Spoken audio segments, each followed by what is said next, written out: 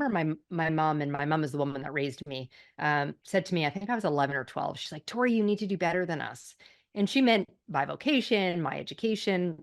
But I'll tell you, she never had to utter those words to me because that is my why. I was determined I'll be better than biology or the circumstances in which I was raised. And so that became my fuel to live what you talk about, audaciously. For me, I refer to it as being unstoppable. Welcome to the Audacious Living Podcast, hosted by my man, Audley Stevenson, the Odd Man.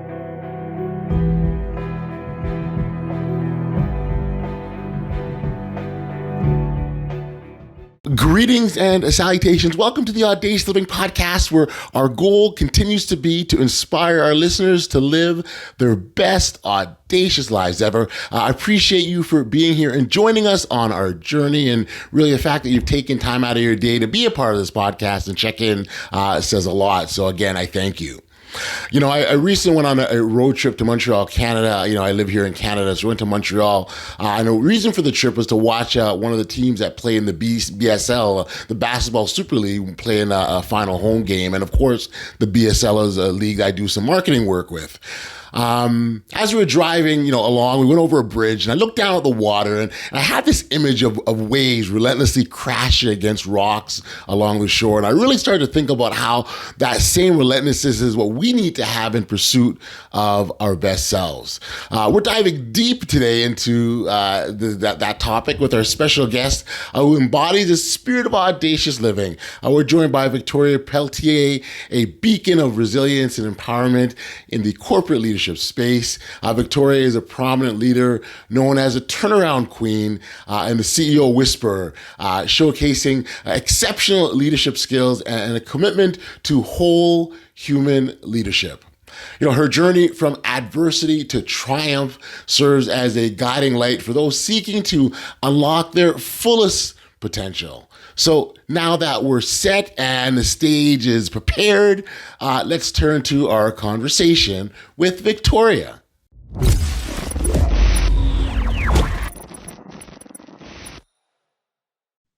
Hey, Victoria, thank you for being here on the Audacious Living Podcast. I appreciate you taking the time to hang out like this.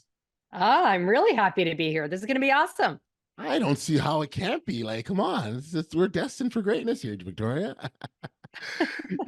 We spend much time, on this podcast in, encouraging individuals to live that, best audacious life, and to strive for more, take chances, risk, be bold, all these wonderful things, because they do have the ability to put us on this pathway to greatness that I believe that we're all destined to go down. A really important point and lesson to know in this is that we all are on our own individual path, and how we get to that point of greatness is very individualized, and what works for me might be very different than you and the next person, and so on and so forth. I also do believe that there's great value in sharing our lessons and sharing our stories, and they do have the ability to help others along the way. And so you certainly have your own story that got you to the point that where you are now, and you're now a CEO, and you're in the corporate world, and you've done all sorts of wonderful things, but that's not necessarily what your starting point was. And so maybe as a starting point to this conversation, you can tell us a little bit about your story and how you got to the place you are now. Well, thank you. I'm happy to. I probably wouldn't have shared my story as openly as I do now, maybe even like 10 or 15 years ago. I think I've stepped boldly into the comfort zone, which was the discomfort zone previously, around sharing more about lived experience. And it came about because a little bit the way, Audley, you were talking about, sharing our stories with others. I realized as I was coaching and mentoring people in business that I couldn't explain my journey if I didn't explain my why and where I came from. So for me, I'm born to a drug-addicted teenage mother who was exceptionally abusive to me and went in and out of the child welfare system in my early years. And then I was fortunate to be adopted out of that environment, but into a lower socioeconomic home where my dad was a janitor, mom was a secretary. And so I started working at a very young age.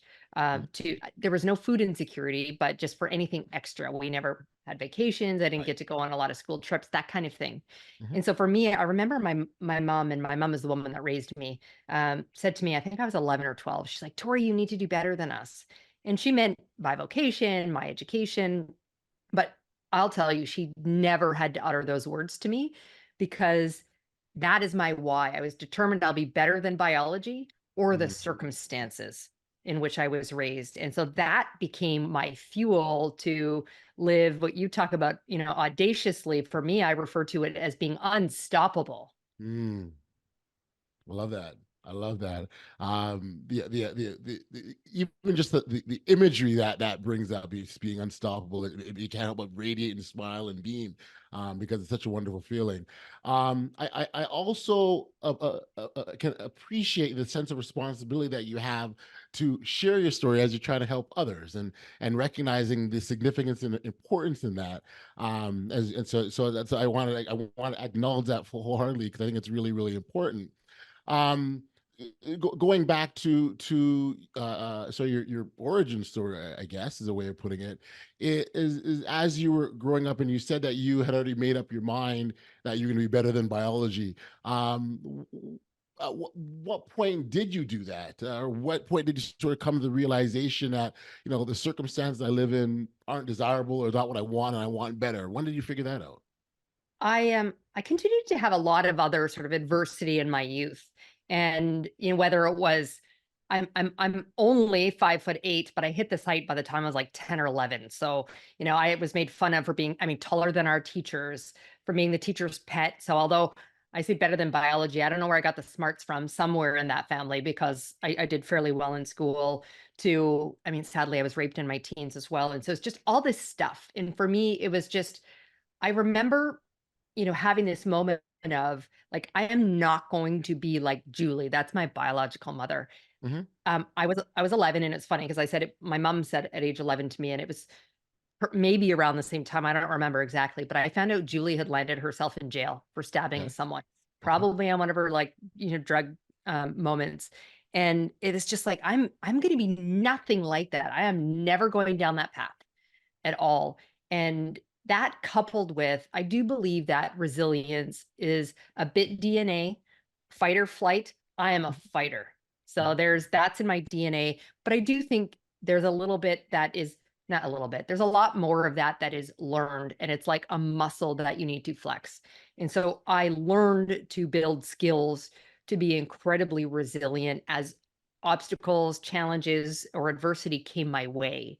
Gotcha. And so harnessing, this belief that I'm going to be better than where I've come from, coupled with learning skills to be much more resilient and ensuring that I achieve the goal or objective I've set for myself. To even have that type of thought process at a young age, I think it's remarkable. I mean, as children are just, I think of myself when I was a kid, I just kind of accepted what came my way and figured it out, but never really, I don't think I ever really questioned. Now that was just my path, right? And that goes back to the point I was saying earlier, we're on our own path. I really didn't start questioning and wondering and challenging things till much later. And so to hear that you were doing that, and sort of almost sounds like you had your mind made up, which I think is so impressive. Do you? I guess when. What I was going to say is, do you recall when the adversity stopped? But I don't know if adversity ever really stops, does it? No, it doesn't. We continue to roll the punches. It presents itself in very different ways, both personally and professionally. And so, no, I don't think it ever stops. Right. And were there any, I guess the word trauma comes to mind, anything that carried over with you that you had to sort of figure out certain adult work? Because oftentimes, and you'll hear, and when it's, again, when you get a bit older and you start to understand life a bit better, you hear like things, childhood trauma as an example, and you start to put the pieces together, and like, okay, that now makes sense. I can understand why this happened, and you can sort of, when you connect all the dots. Was there any of that you had to resolve in your adult world? Oh, 100%. I think my early resilience was built around building walls around myself. I'm going to protect myself. I'm going to learn how to be exceptionally good at compartmentalizing the feelings and emotions that I have. And I'm not going to show the world that I am vulnerable because I don't want any cracks in the armor at all.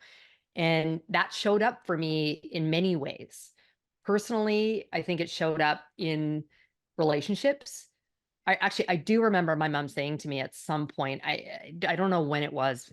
She's like, Tori, like, we are not going to give you away. There was constantly a feeling of fear about being rejected and not being accepted. And so I could see how it presented itself there. I also found myself wanting to very much be liked and fit in. Again, this notion of acceptance, because if my mother, my biological mother, could do what she did to me, Right. and then let me be given up for adoption, mind you, most selfless thing she could have done, but none of her family would take me in. So, I felt this rejection. So I Sure. sought out. So for me, in my early years, I think I associated like sexual love, attention, affection, being hit on as somehow I associated that with like me being better. So I needed to love myself. So it took a long time with that. And then I also found professionally, also in part because I became an executive at a very early age. So Right. I remember I became the chief operating officer of a company at 24 years old, Wow. new mother, only woman, youngest by a couple of decades. Like, so I showed up. I learned a couple of years later, my nickname was the Iron Maiden. And that, like, I'm actually all marshmallow inside. My nickname by my best friend is Turtle. Tough exterior, soft interior. But I wasn't going to let anyone see that. I Right. don't want them to. I don't want to give reason to anyone to question why I'm here and I have my seat at the table. I don't want to. I'm not going to tell you my backstory. I don't want to give you reason to, Right. like, again, question me. I'm not going to show vulnerability. I'm not going to show emotion. So again, that's how all of that trauma manifested personally and professionally. And I needed to work through that to a much better place in terms of where I sit today. The irony, I guess, in some ways, is when you look at sort of the most effective leaders, it's those who do show vulnerability, who are open, who aren't closed off, who again establish an environment where they're open with themselves, and so to hear that you're just the opposite, but still in a leadership role is rather fascinating. I would imagine the sort of earlier parts of your leadership journey where there were some challenges. Yeah, well, so I was highly effective in delivering business results.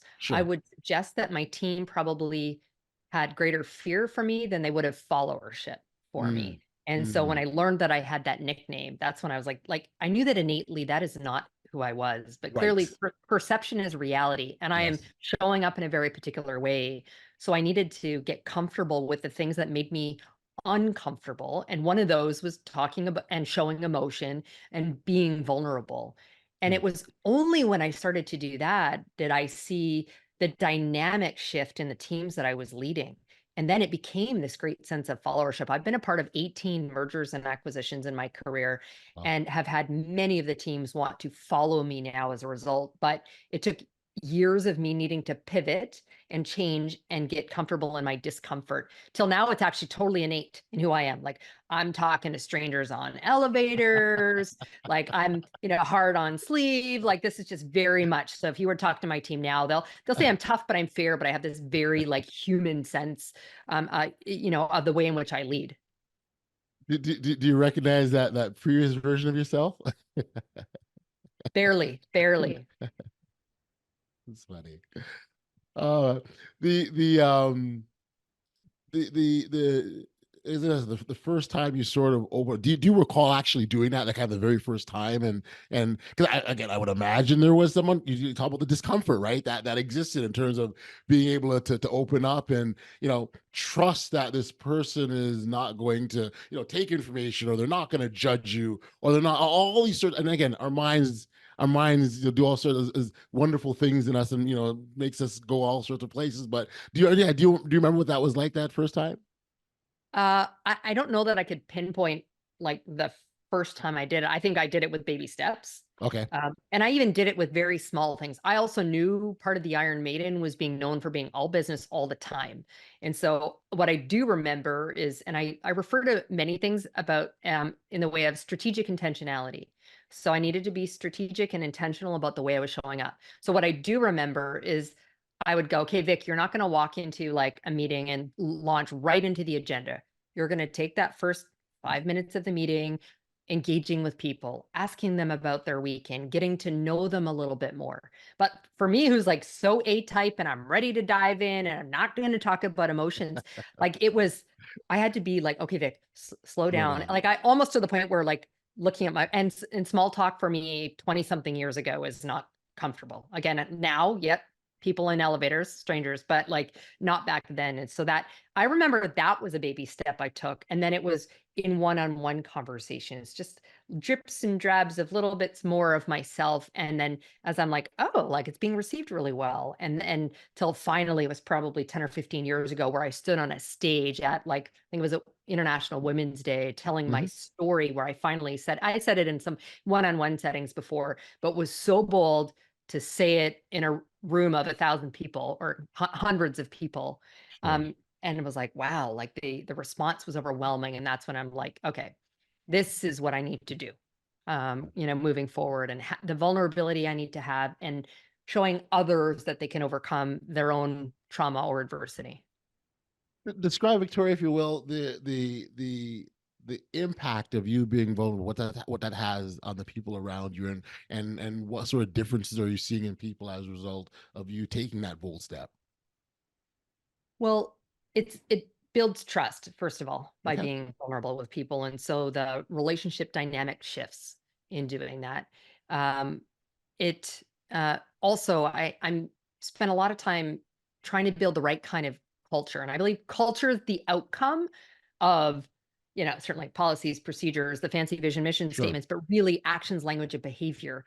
And so by creating a safe space where people feel that they can be vulnerable, they can share their lived experiences, it creates a stronger sense of belonging within the workplace. And that in itself drives, again, connection with people, trust with people, but ultimately it actually drives business results. It's not just a good thing to be doing, but like it's exceptional at delivering successful outcomes as well.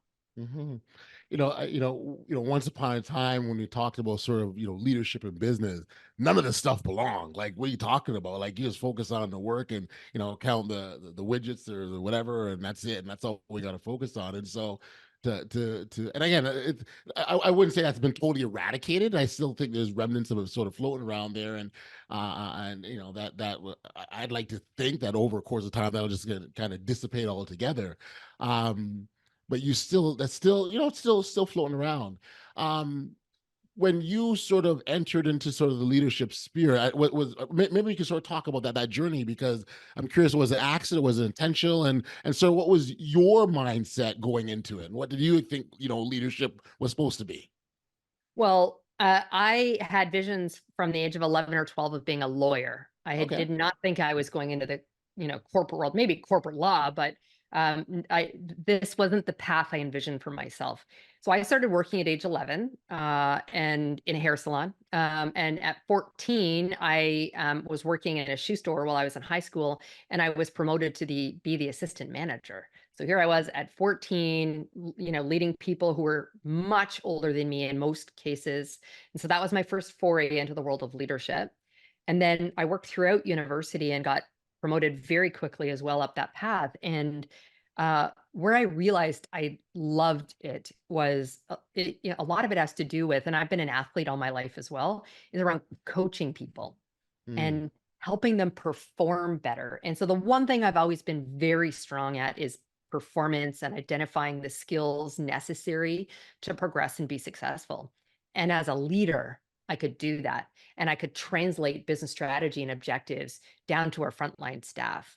And so I decided to shelve law school. Initially, I was like, oh, I'm just going to take a year off before going to law school, because I'm in this leadership role at the bank I worked at in university. And I was like, I love it.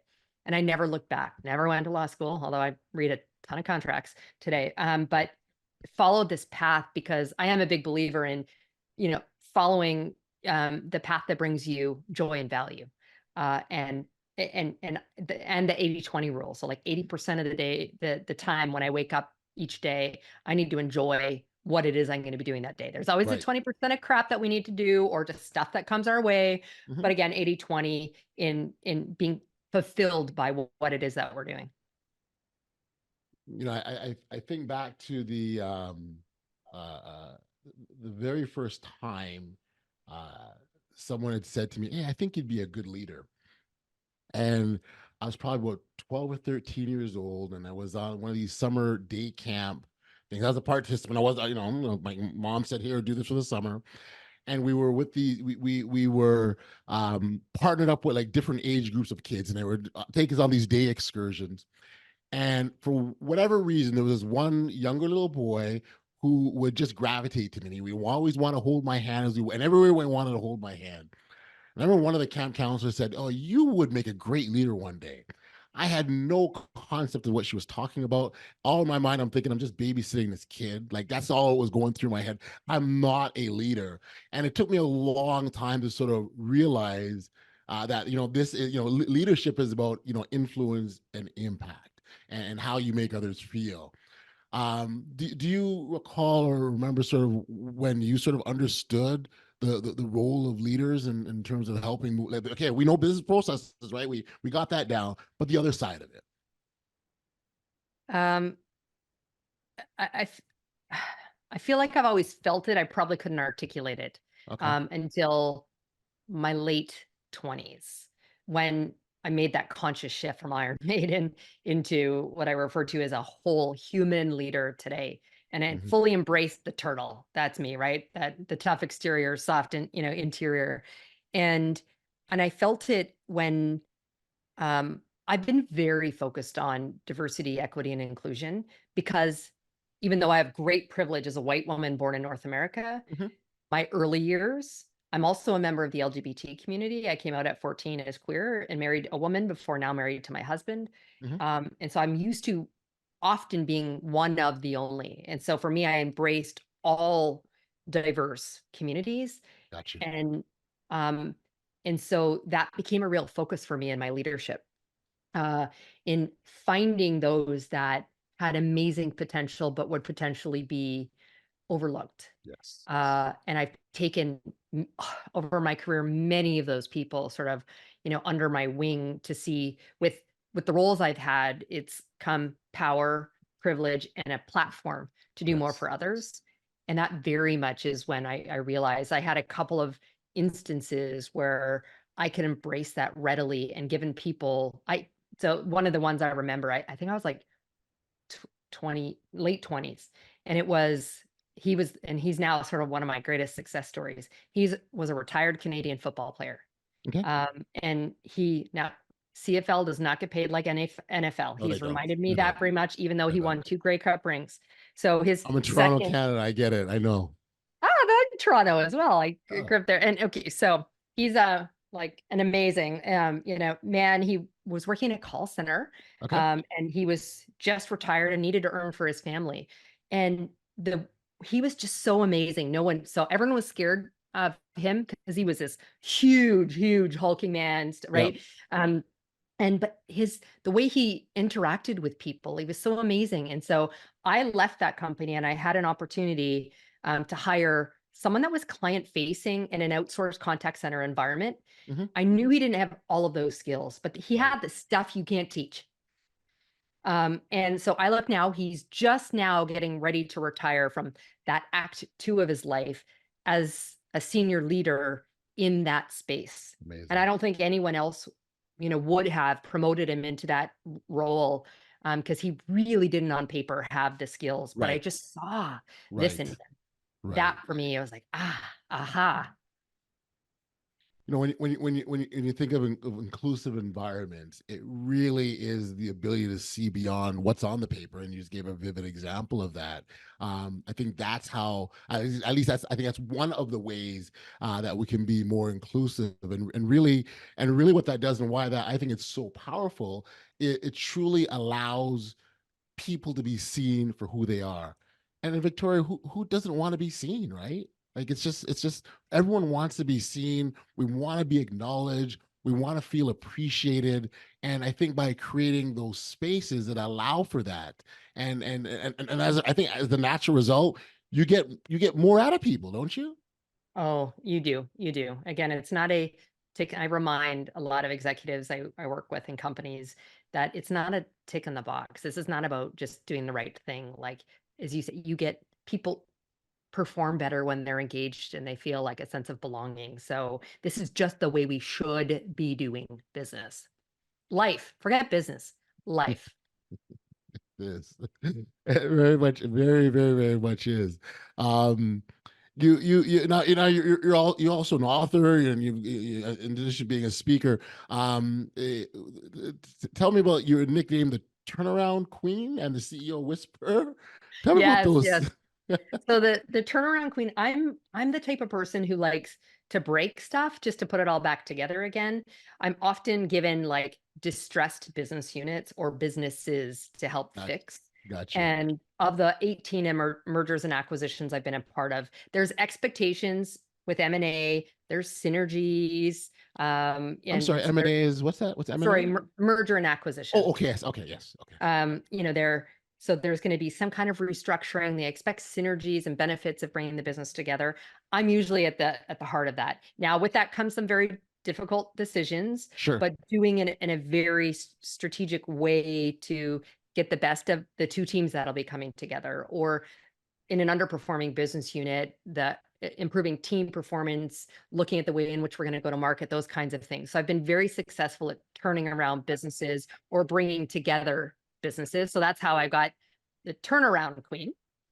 The CEO whisperer is new. This is one that I just was, given within the last couple of years. Okay, okay.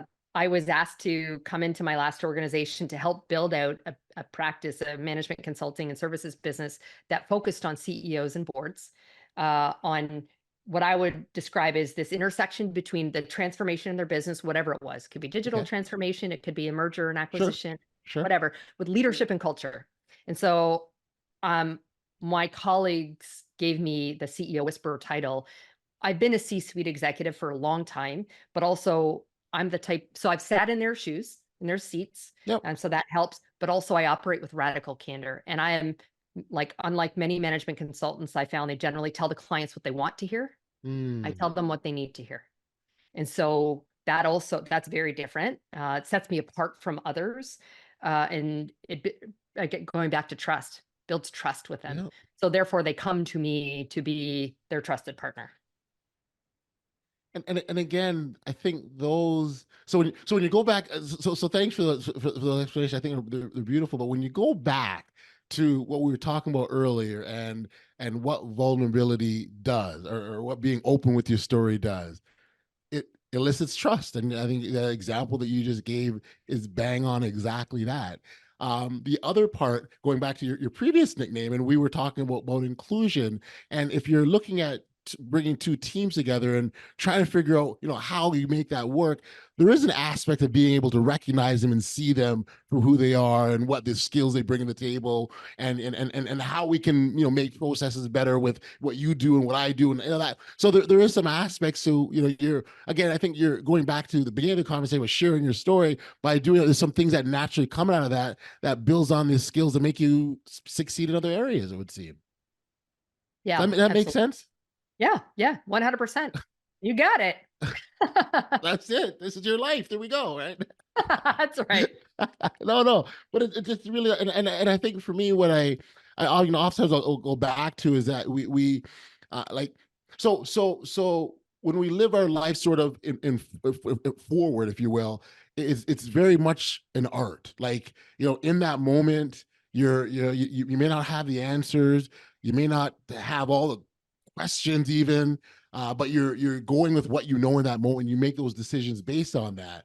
And then when you're able to stop and get that perspective, and maybe a milestone or checkpoint, and you sort of can look back, you can see, okay, I needed to do this to get here to get there kind of a thing, and it all starts to make sense. And then you see where you start to chart your life, if you will, and you understand how it all goes. And so it starts off the early your origin story, if you will, in this world of adversity, and coming through that, and look what all the places it's brought you, how it's guided you there. And I just, so learning more and more about your story and understand, and even the nicknames that you've gotten, it just all sort of fits in together. It does. And I think it is this blend of embracing the lived experiences, and lived being both personal and professional experiences you've had, with a mix of looking towards the future. For me, it's a balance between being really strategic in terms of where I want to go, but at the same time, allowing flexibility to kind of go with the flow as things happen, and finding that perfect balance. It's also one thing we haven't spoken about. I'm exceptionally values driven, and I make that incredibly clear with everyone that I work with, that I also think is what helps me both in being turnaround queen, or have, the ear of CEOs or senior leaders. I wonder if you could expand on that, being values driven, and what that looks like for those that are on the outside watching you. It is very much a doing what I say. And so for me, it means operating with an extreme degree of integrity. It means I want to do the right thing. I don't just talk about diversity and inclusion. I live it consistently. So for me, a good example would be, I had an opportunity a couple of years ago to lead for a very large organization, a diversity and inclusion strategy. It was a company who was mired in public relations nightmares for discrimination against both its employees and its customers. It was a retail. And they hired a chief diversity officer, and they needed, a company. And I was asked to be the lead person leading the engagement for our firm to come in with this. And it was very clear to me that it was a performative act, lipstick on a pig, to say that they'd done it. Right. And said, thank you very much. I'm not saying our company shouldn't take this work. I mean, I generally don't like to say no to business, but I will not lead this engagement. So for me, that's a demonstration of my values. I am committed to, building the right kind of organizational cultures in the communities in which we live and work. And by the way, world at large, and around the right kind of leadership. And when I talk about what we need to do from a DEI perspective, that's not it. So that would be an example of how I live my values. Right. And it's so important to be consistent with that. I mean, particularly as for leaders specifically, because they're always under the eye, right? And they're always, the watchful eye is always looking to say, okay, you said this, but you did this differently, and why did you do that? I coach my my son's basketball team in school, right? School team, kind of volunteer coach kind of a thing. And I often talk about, hey, you know what? Like, I want to try and because you want everyone to get on a playing time. All kids just want to play, right? And so I'm always talking about playing time. We were in this one particular game where the other team was just bigger than all of us, and we had a bunch of short guys out there, and we had a couple big guys, but they were kind of in foul trouble. It was late in the fourth quarter. And there's one little guard. I said, go out there and see what you can do, and try your best, kind of a thing. And as he was trying, and he just wasn't very successful, I ended up bringing him. And so he wasn't on the floor very long, and I brought back one of the other big guys. And he sort of came to the bench, and you could tell he wasn't happy. And that's not the moment to be able to say, just sometimes you have that opportunity to stop and explain your decisions. That wasn't one of them. And game went on, we lost, and we accepted and moved on. And it was, he came to me afterwards. I remember him saying, yeah, you said that you want to give us all playing time, but that's what you didn't do. And so I use that as an example that, that you will get called to task. And so when I said to him, you were just too small, he got it. He understood it. It was, okay, it makes sense. And he moved on. But I just think that, so when you talk about living your values, how important that is, and we need to, as all leaders do, not just coaches or CEOs. I think all of us should do across the board. It's so important because I think that sends a key message to individuals that you are who you say you are. Again, the trusting, we talked about that. We'll talk about it again, I'm sure, but the trusting will come up, the openness, and then just the general respect. And so I think of that when as you talk about, and then it was a recent loss too. That's why I also, it's on the top of my mind. But yeah, yeah. So there we go. That's my story on integrity and staying true to your values. There we go. Hey, I was a hockey coach, good, Canadian girl here, and so I feel you. There were many times I needed to shuffle who was out on the ice to Sure. Yeah. Yeah. secure the win. That's it. That's it. Victoria, this has been delightful conversation, but I can't let you go until we touch on whole human leadership. Something I read that you subscribe to, I guess, is a, for lack of a better term. Tell us about what that is and what the objectives around that. Yeah, yeah. This is a lot of what we've touched on in terms of being we've seen the old ways of leading are not working. And it was amplified through COVID when people had no separation and gave a lot more thought to their health, their wellness. And I use the word joy frequently, like what brings me personal and professional joy. Right. And we know that people don't quit companies, they quit their leaders. Mm. And so we saw, and I don't love the social media headlines of like quiet quitting, the great resignation, whatever. They're appropriately grabbed headlines, but the reality is the needle was being pushed, the pendulum was swinging in terms of the expectations for employees.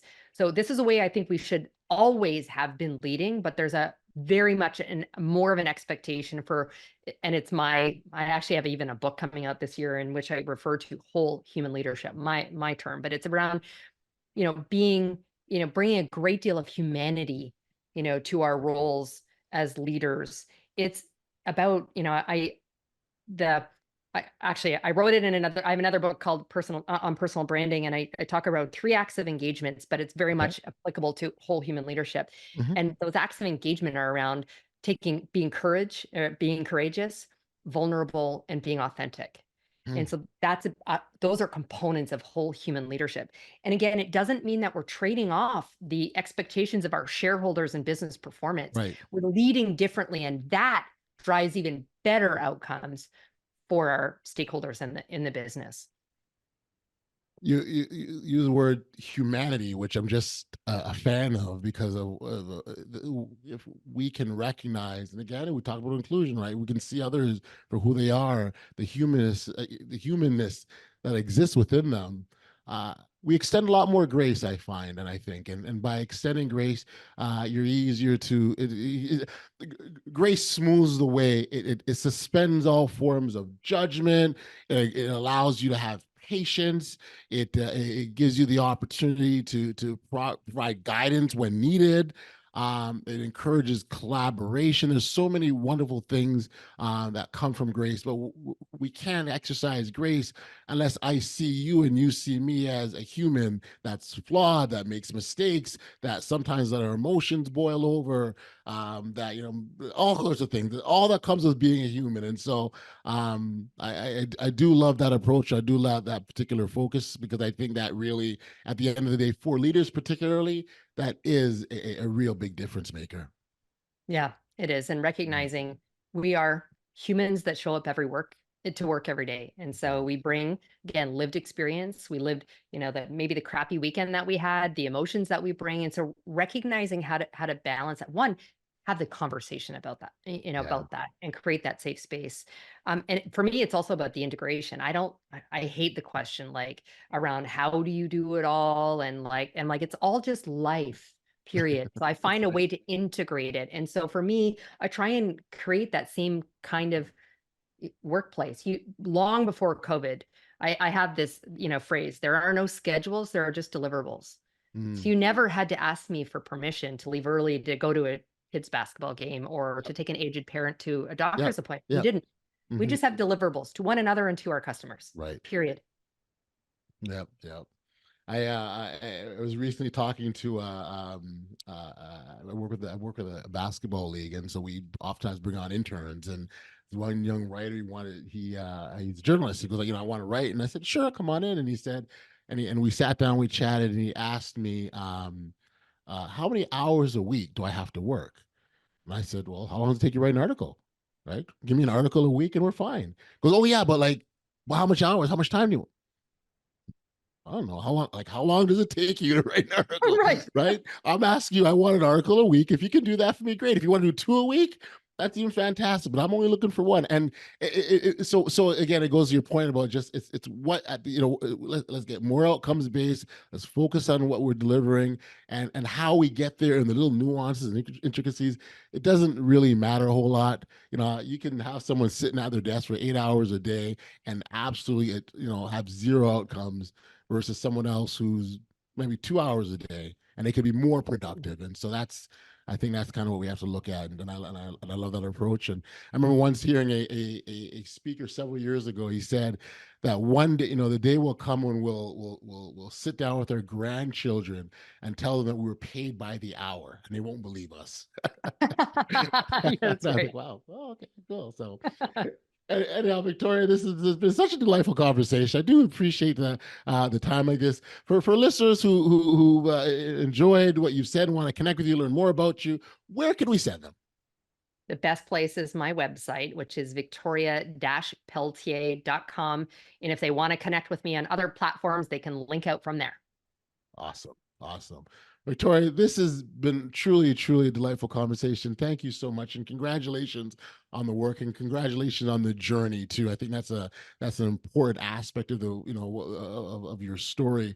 As much as, we can look at the end result and look at what's happening here. There's a lot that backstory, and we all have got our own backstory, and that backstory that in some cases had to be overcome to get us to where we are now is probably more spectacular than what we're now doing. And so I want to acknowledge that, credit you, thank you, and continue to do all the great work that you're doing. Thank you. It was a pleasure to be here with you.